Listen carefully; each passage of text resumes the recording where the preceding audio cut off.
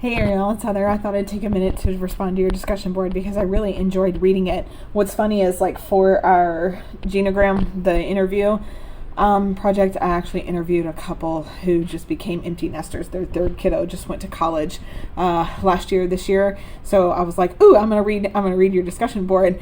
I really enjoyed reading it. It's interesting. You're absolutely right. It's not a diagnosis. It's really just a normal life stage, but interesting enough, there are so many things that can happen, during that time. As you know, I do family counseling, right? But, like, ultimately, I do see a lot of seniors in high school, and then sometimes I'll end up seeing their parents for a bit, or the parent of a senior, and getting them ready for their kid to transition is very, very interesting, because especially if it's their youngest, them transitioning to college, it's very new. Right? And it's very, oh my gosh, I'm about to be in the house by myself. I think my parents were like, okay, go, bye. We'll see you at Christmas. I don't ever remember them having a hard time with being an empty nester, and so I find it interesting that some people have a hard time with it, some people don't.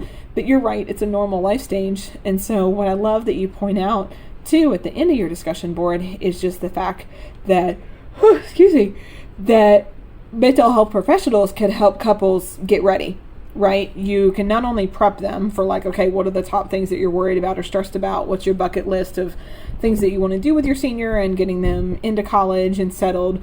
But also, you're right, how to have couples learn how to just be with each other again, and how to date and get to know one another in this life stage. I really like what you said about calling it grief of empty nest syndrome. As we know, grief is not just when somebody passes away. It's ultimately when a bigger change happens. And so going through those stages of grief, of expecting them to go to college and hoping and praying that they do, and then getting them settled and driving away, there's that grief of, for 18 years, 19 years, you've been a certain way, and now everything's changing. And so I think talking through expectations of what it'll look like, and then just the parents talking to each other, or finding other parents who are also empty nesters, I think would be a really good idea.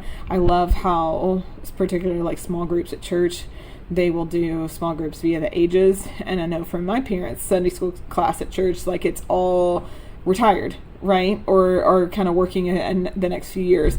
But when my brother and I went to college, they were more in a class that all of us were graduating together, going to college. So they had other parents that really were going through, really through the same thing, and so ultimately that life stage is important to have a support group through, and so I really liked what you had to say. I love the picture at the top too, where the mom's waving and the dad's opening the champagne.